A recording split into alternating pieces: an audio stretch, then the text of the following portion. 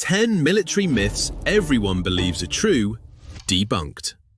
We've all seen it in movies. A rugged soldier yanks a grenade pin out with their teeth, silently wipes out an entire room with a whispered pew from a silenced pistol, and walks away from a massive explosion without looking back.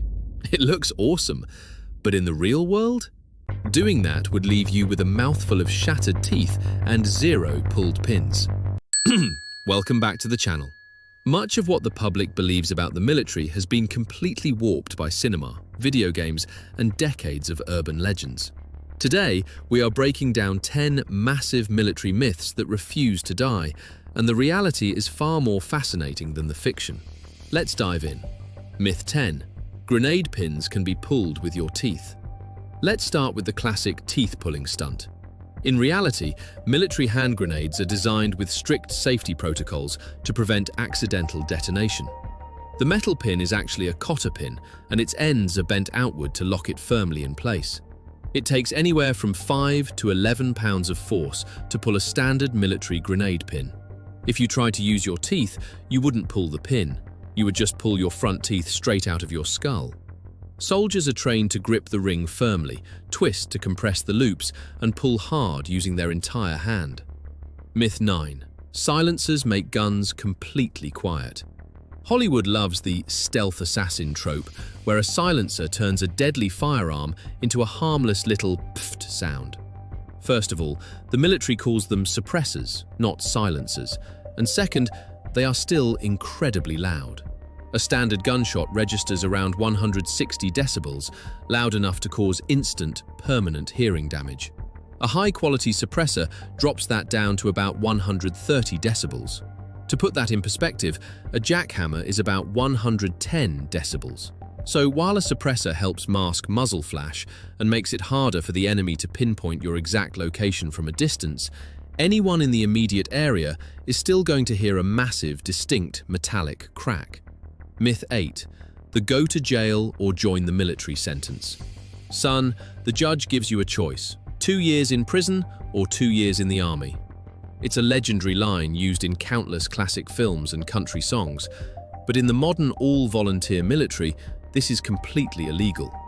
The US military has strict legal and moral entry standards.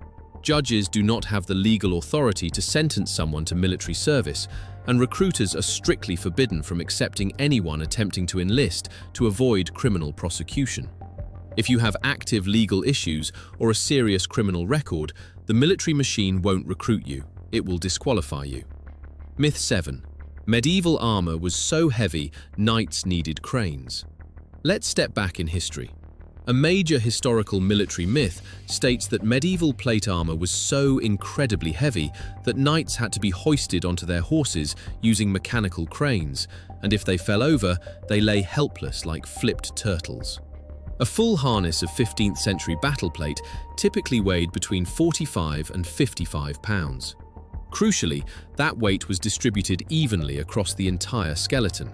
In fact, a medieval knight carried less weight into battle than a modern infantry soldier, who regularly carries 60 to over 100 pounds of gear concentrated heavily on their torso and spine. Knights were highly trained athletes who could leap onto horses and fight aggressively on the ground without any assistance. Myth 6.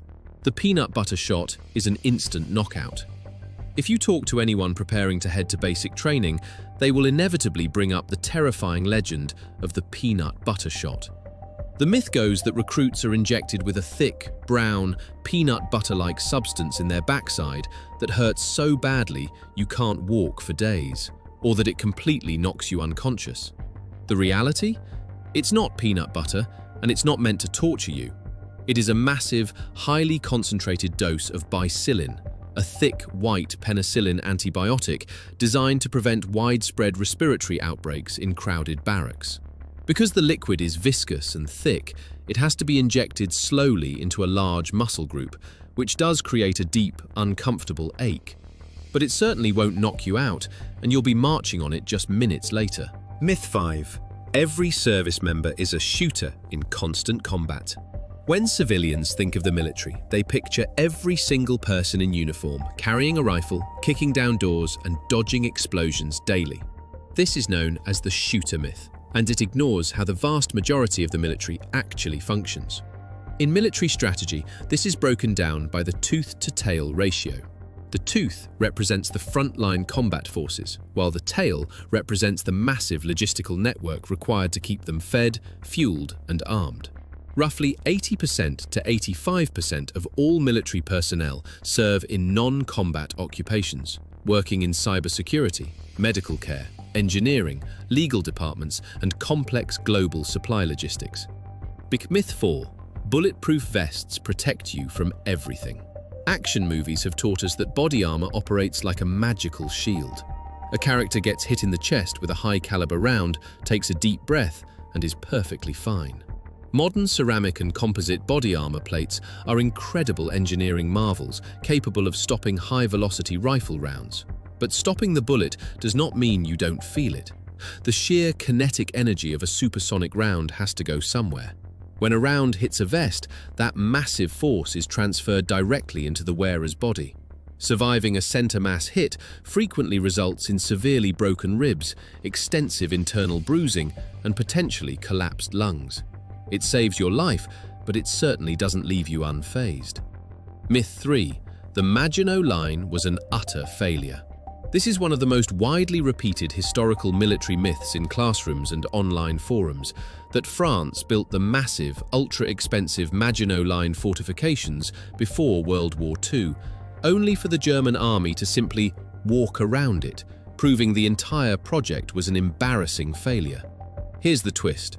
The Maginot Line worked exactly how it was designed to work.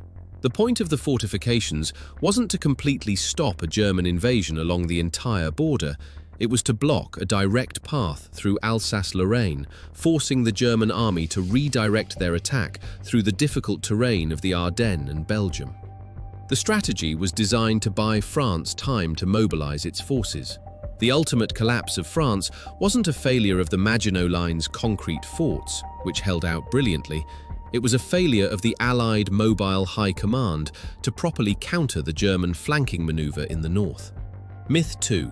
Military recruits are mostly poor and out of options. There is a pervasive social stereotype that the modern military primarily preys on underprivileged, uneducated youth from impoverished backgrounds who enlist simply because they have absolutely no other economic options in life. Comprehensive data paints a completely different picture. In reality, the modern military recruit population is solidly middle and upper middle class. In fact, the lowest income brackets are heavily underrepresented in recruitment data, while suburban and rural middle-class neighborhoods are overrepresented. Furthermore, over 90% of active enlistees hold a traditional high school diploma, compared to around 75% of the general youth population. The majority of individuals join for targeted career specialization, advanced technical training, and institutional leadership opportunities. Myth 1. The German Tiger tank was an invincible battlefield juggernaut. And finally, the #1 military myth that dominates history documentaries and video games, the legendary German Tiger I tank. It is widely remembered as an invincible, flawless battlefield monster that Allied tank crews could only dream of defeating. Tactically, the Tiger was formidable. Its heavy armor and 88mm gun made it incredibly dangerous in isolated one-on-one engagements. But strategically, the Tiger was a logistical nightmare.